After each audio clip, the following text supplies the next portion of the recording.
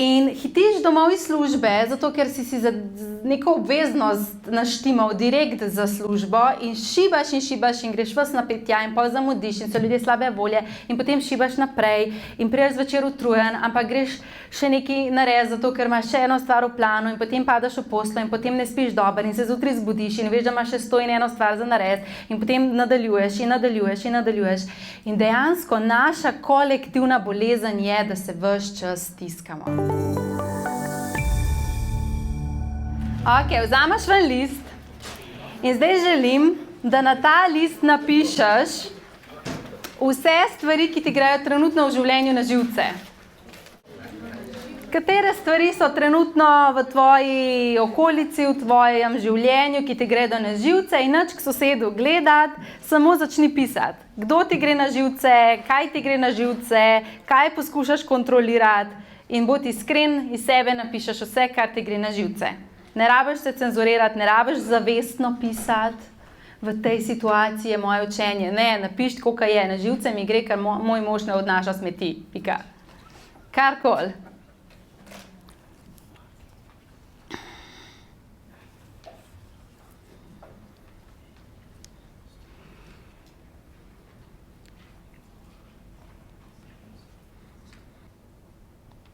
In pomisliš tudi na tisto situacijo, ki se ti ponavlja že nekaj časa, pa nikakor se ne spremeni, čeprav se zelo trudiš, da bi se. Karkoli ta situacija zate je. Lahko je to tvoje zdravstveno stanje, lahko je to tvoje finančno stanje, lahko je to neka situacija v tvojem odnosu.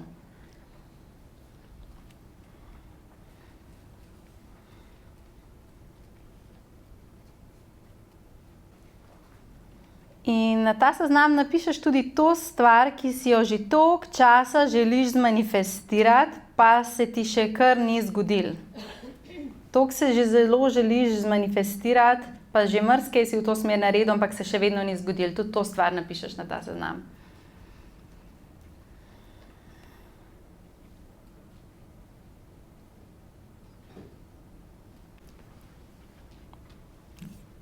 Ok, in ko napišeš, samo prepogneš listek.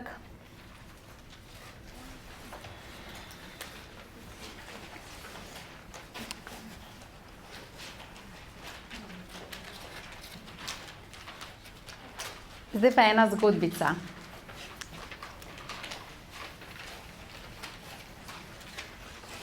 Pretekli teden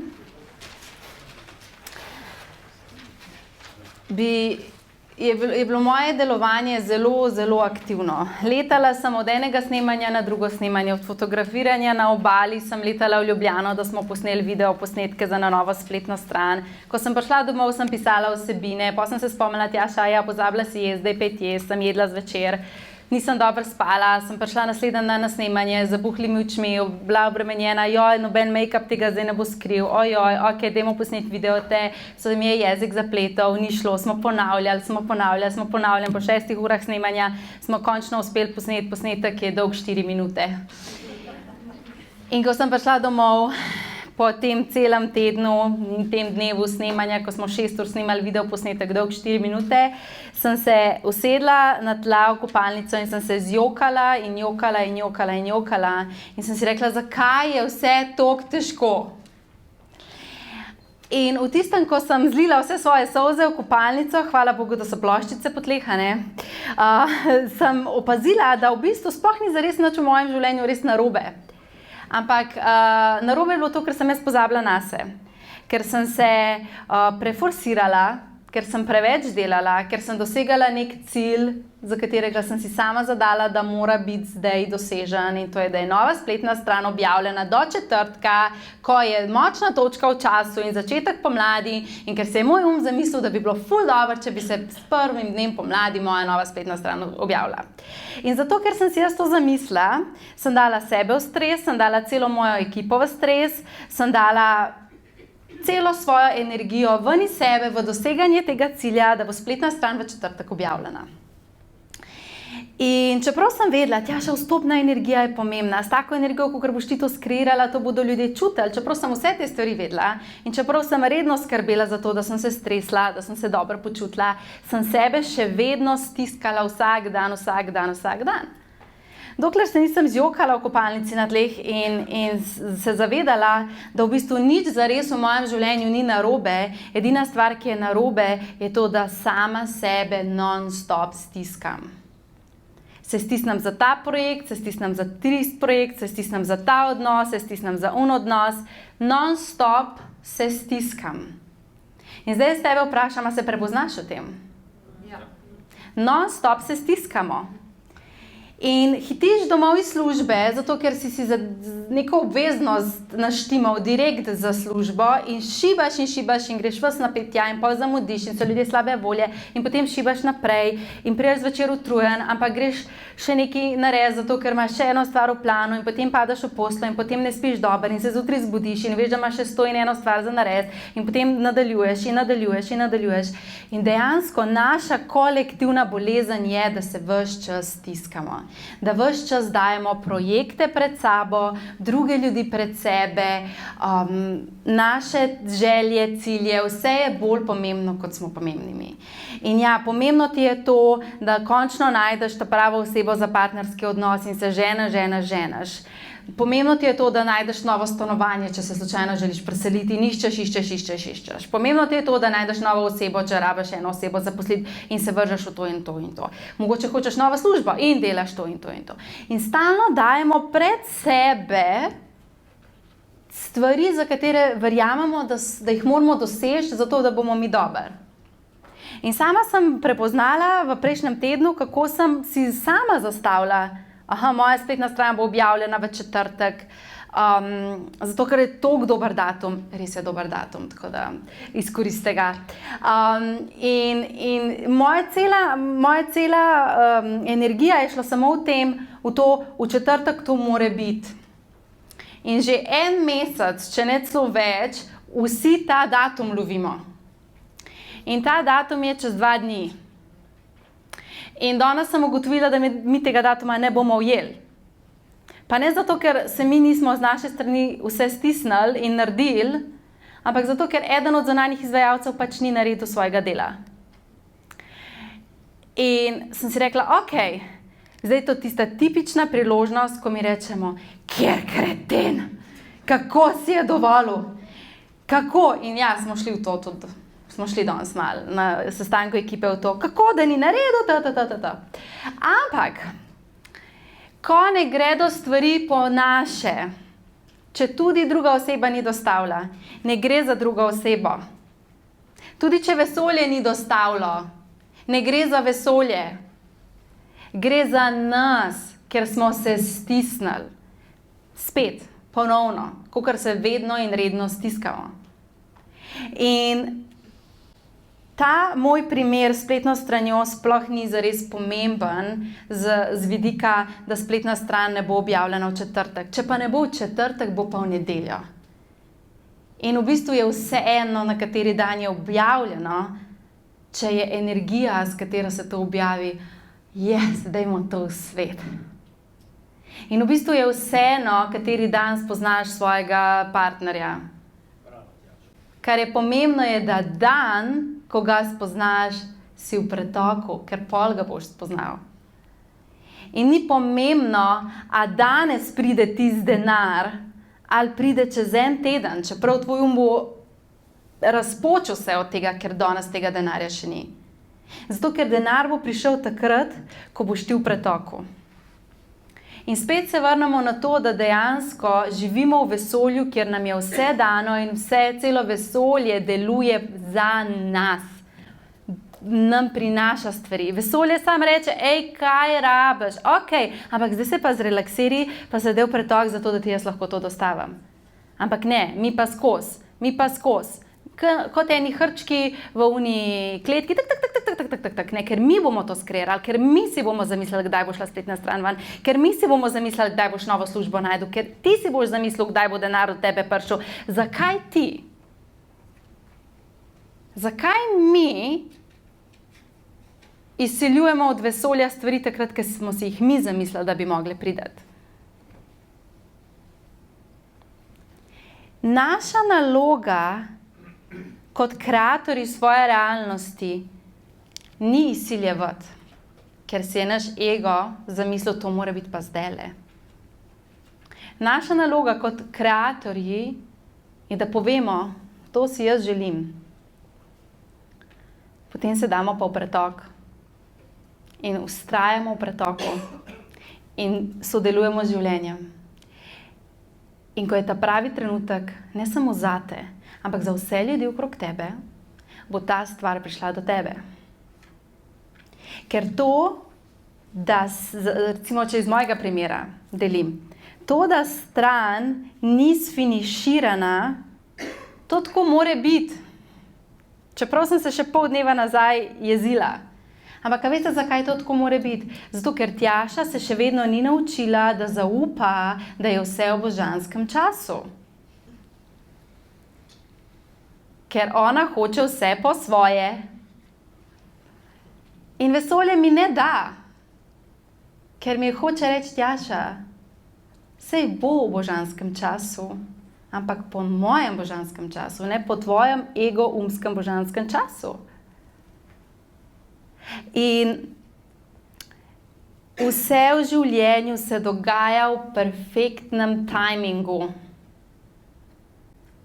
Mi pa lahko blokiramo ta čas. Marsikakšna stvar bi se nam že lahko zgodila, če bi bili mi v pretoku. Ampak nismo. In kar opažam je v svojem življenju in v življenju vas, ko vas opazujem, ko mi pišete, je to, da mi že znamo, vemo, bom tako rekla, mi že vemo, da moraš biti dober, da lahko kreiraš in da si pretočen. Ampak še vedno počnemo toliko stvari, ki nas dajejo v upor. In če zdaj odpreš ta svoj listek, ki si ga napisal, poglej vse te stvari. In zdaj jaz vprašam tebe, ali lahko prepoznaš, da stvari, ki ti grejo na tem listku na živce, ti grejo na živce zato, ker ti misliš, da bi že mogle biti drugačne, pa še niso. Ostali? Ok. Ali, ko pogledaš ta listek, ali si že poskušal sam kaj delati v to smer, pa izsiljevati rezultate? Kdaj? Ja, ok, smo. Ok. Zdaj pa, če pogledaš ta listek, a si upaš prepustiti kontrolo nad tem listkom za en teden? Ja. A si upaš en teden skrbeti za svoj maksimalni pretok in ne narediti nič na silo v smer tega, kar piše na listku? Ampak samo dovolj, da vse, kar se more zate zgoditi, se zgodi, da tebe podpre v najvišje dobro.